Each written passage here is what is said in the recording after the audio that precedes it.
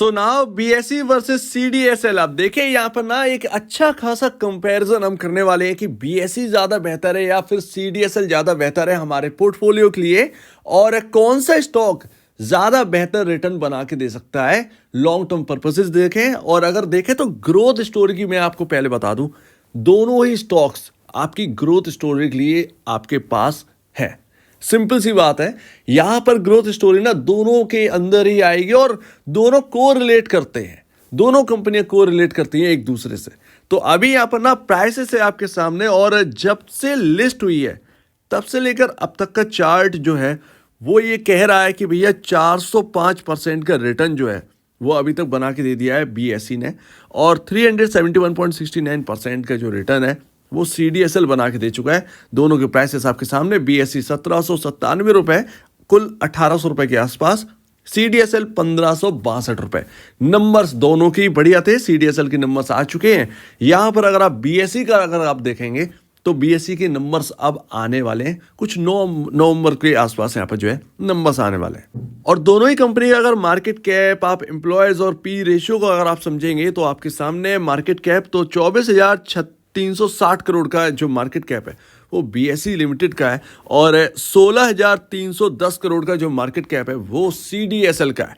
और अगर आप बात करें तो दोनों को ही जो कॉम्पिटिटर है वो लिस्टेड नहीं है। जैसे कि बीएसई का जो लिस्टेड कॉम्पिटिटर होना चाहिए वो है एनएसई। आप एमसीएक्स से कर सकते हैं, लेकिन एमसीएक्स से एक डिफरेंट है, जो बिगेस्ट एक्सचेंजेस हैं वो बीएसई और यहाँ पर एनएसई है सबसे ज्यादा। और सीडीएसएल जो है वो आप काम समझते हैं, तो हम सीडीएसएल को भी समझेंगे और बीएसई को भी समझेंगे, लेकिन सीडीएसएल का जो कॉम्पिटिटर वो एनएसडीएल है और वो भी लिस्टेड नहीं है। तो दोनों ही कॉम्पिटिटर जो है ना वो लिस्टेड नहीं है। दोनों स्टॉक्स की जो मोनोपोली है वो एक्सचेंजेस के अंदर बरकरार है, आपके प्लेटफॉर्म के अंदर बरकरार है। और एम्प्लॉयज अगर आप देखें तो 498 एम्प्लॉयज बीएसई के अंदर काम करते हैं, 279 एम्प्लॉयज सीडीएसएल के अंदर काम करते हैं। हो सकता है कि ये फिगर जो है ना एम्प्लॉयज की वो थोड़ी सी पुरानी हो, ठीक है ना। तो पी रेशियो अगर आप देखेंगे दोनों ही स्टॉक सस्ते नहीं है, रियलिटी फैक्ट यही है कि सस्ते नहीं है।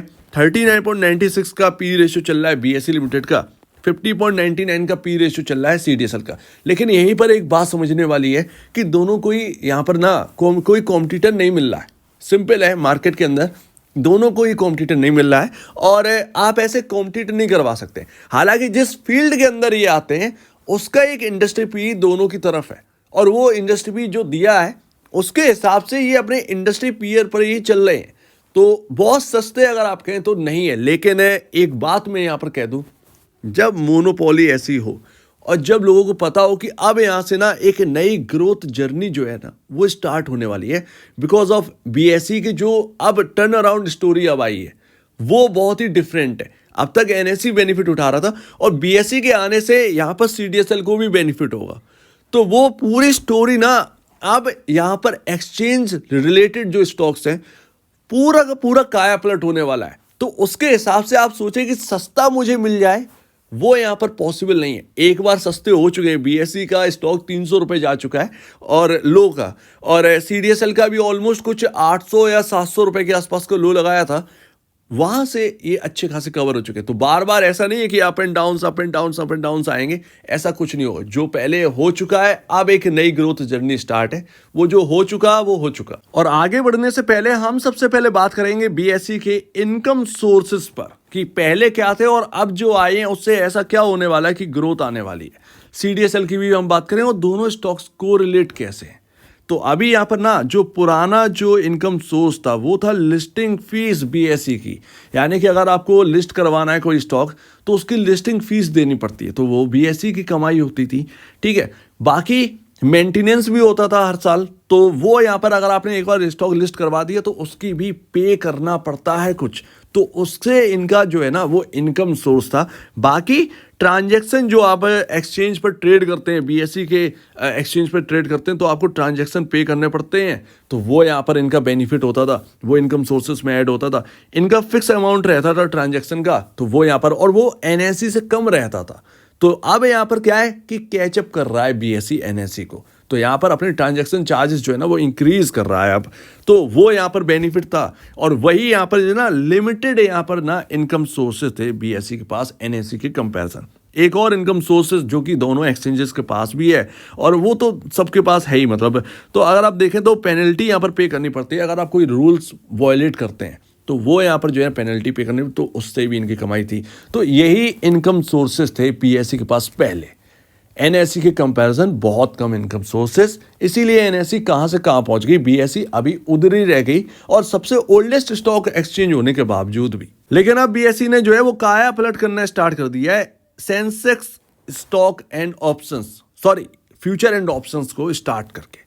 सेंसेक्स जैसे कि आप निफ्टी में ट्रेड करते हैं सेम टू सेम अब सेंसेक्स को उतार दिया है, वो भी लिमिटेड जगह पर है अभी, तब जाकर एनएसई के वॉल्यूम को कैचअप कर लिया सेंसेक्स ने। और जितने ज्यादा वॉल्यूम बढ़ेगा भैया ट्रांजैक्शन चार्जेस उतना ही इनको मिलते रहेंगे, तो वो इनका इनकम सोर्स अब जो है ना वो इंक्रीज होने वाला है।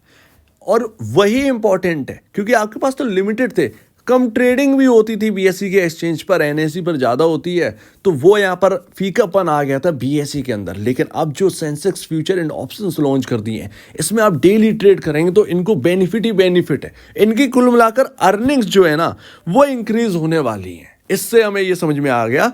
बाकी के इनके जो अपकमिंग प्लान है वो ये है कि भैया स्टॉक ऑप्शंस को लॉन्च करते हैं, स्टॉक ऑप्शंस और कमोडिटी ऑप्शंस। हालांकि यहाँ कमोडिटी ऑप्शन पर थोड़ा सा सुनी सुनाई बात है, इसीलिए मैं ज़्यादा इस पर नहीं कहूँगा, लेकिन कमोडिटी ऑप्शन शुरू करने की बात कर रहे हैं कुछ लोगों के, कुछ सोर्सेस अगर आप देखेंगे तो उससे पता चलता है। तो यानी कि बीएसई अब हर जगह एंटर कर रही है जहाँ से वो पीछे थी, और हर जगह एंटर कर रही है, इसीलिए अब ग्रोथ जर्नी की बात सब लोग करने लगे, इसीलिए ये स्टॉक सबको पसंद आ रहा है। और आप सीडीएसएल की बात करें तो सीडीएसएल का जो इनकम सोर्स है वो आपके सामने है, और यहाँ पर ये जनरेट करते हैं रेवेन्यू ट्रांजैक्शन चार्जेस से, सेटलमेंट चार्जेस से, अकाउंट मेंटेनेंस चार्जेस से। तो यहाँ पर एनालिस्ट का ये मानना है कि भैया अगर जितनी मार्केट के अंदर ट्रेडिंग एक्टिविटीज़ इंक्रीज होंगी उतना ही डिपॉजिटरी सर्विसेज को बेनिफिट होने वाला है। और डिपॉजिटरी सर्विसेज दो ही हैं, सीडीएसएल और एनएसडीएल, तो वो यहाँ पर है। सीडीएसएल की एक और बात है कि भैया सीडीएसएल अगर आपके पास है तो आपको पता होना चाहिए कि इसका जो प्रमोटर है वो बीएसई लिमिटेड है, और बीएसई लिमिटेड एक लौता नहीं है, बीएसई के साथ कुछ बैंक्स जैसे कि एचडीएफसी बैंक मिलकर और बाकी वगैरह वगैरह बैंक्स मिलकर यहाँ पर जो है ना सीडीएसएल को स्टार्ट किया है, तो वो यहाँ पर है। तो सीडीएसएल बीएसई का है, एनएसडीएल आपका एनएसई का है, ये दोनों बटे हुए हैं। एनएसडीएल के साथ कुछ बैंक्स ने मिलकर एनएसडीएल को स्टार्ट किया है, सीडीएसएल के साथ बीएसई के साथ मिलकर कुछ बैंक्स ने सीडीएसएल स्टार्ट किया है।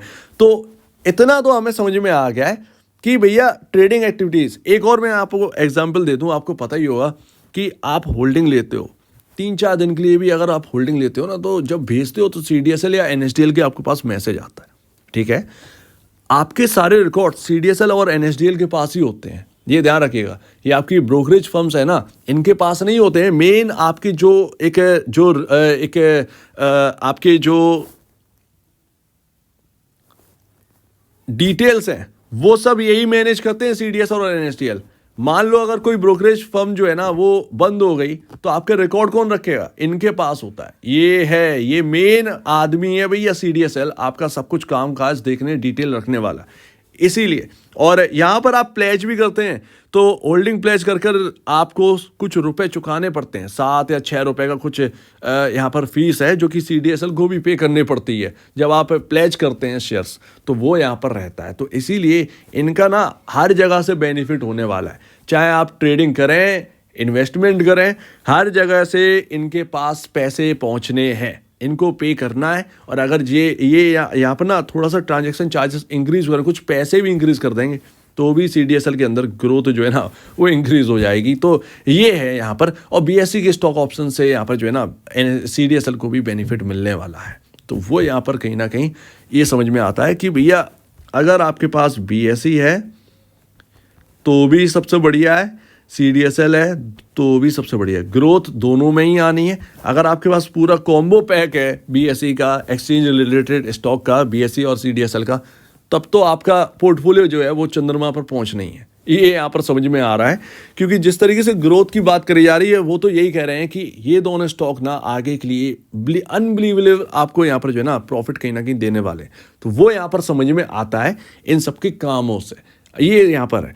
तो यहाँ पर आप ये नहीं कह सकते कि कौन ज़्यादा बेहतर है, दोनों को ही अपने काम है, दोनों को ही बेनिफिट होना ही है, डेली बेसिस पर भी होना है, आप चाहे आप कहें कि मैं होल्डिंग रखूंगा तो भी इनको बेनिफिट होना है। तो अभी तक का बात को ये समझ में आएगी कि ट्रेडिंग जितना यहाँ पर इंक्रीज होगी उतना ही सीडीएसएल और बीएसई बेनिफिट उठाएंगे। लेकिन फिर भी अगर आप बात करें तो बीएसई ज़्यादा बेहतर है या फिर सीडीएसएल, अगर आपको एक चुनना ही है तो कौन सा चुनेंगे, ये सबसे मोस्ट इंपॉर्टेंट बात है।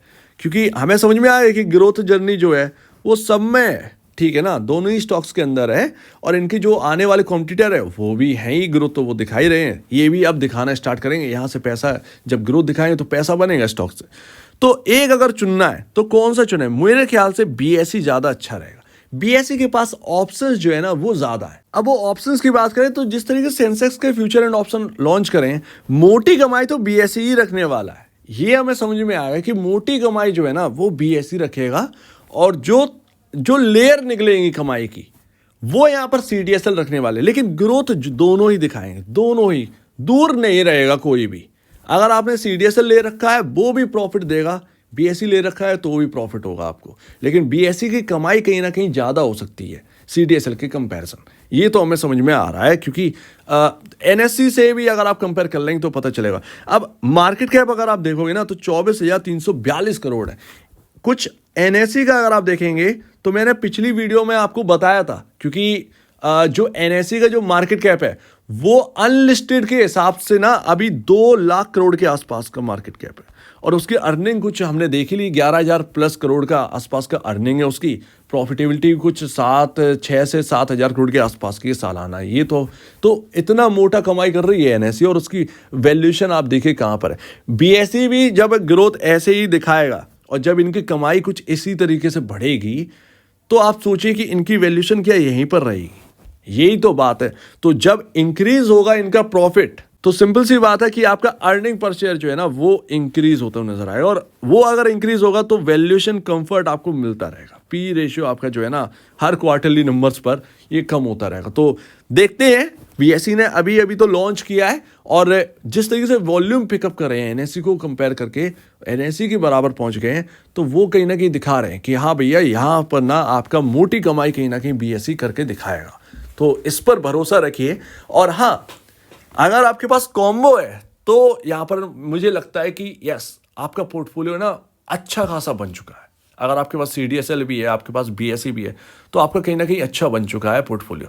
तो एनएससी कंपैरिजन बीएसई बहुत छोटा है अभी, लेकिन अगर आप देखेंगे तो आपको बेनिफिट क्या मिलेगा सबसे बड़ा कि बीएसई लिस्टेड है और यहाँ से ना आप ग्रोथ जर्नी पर बैठ गए, अभी शुरुआत करी है, ये सबसे बढ़िया। एनएससी लिस्ट होगा तो उसके अंदर ग्रोथ तो दिखाई देगी, लेकिन वो ग्रोथ शुरुआती नहीं होगी, वो ऑलरेडी मैच्योर होकर आपके सामने लिस्ट होकर आएगा। बीएसई क्या है, अब यहां से मैच्योर होना स्टार्ट करेगा, यहां से ग्रोथ जर्नी स्टार्ट करेगा, तो वो आपको बेनिफिट मिलेगा। यहां से अर्निंग बढ़ेगी तो स्टॉक बढ़ता हुआ नजर आएगा। अब एनएससी का जब लिस्ट होगा ना तो अर्निंग थोड़ी सी वहां पर बढ़ती हुई नजर आएगी, लेकिन ऐसा थोड़ी है कि जो स्टार्टिंग से बढ़ी है वो आपको वैसी ग्रोथ दिखा दे, वो थोड़ी दिखाएगा अभी।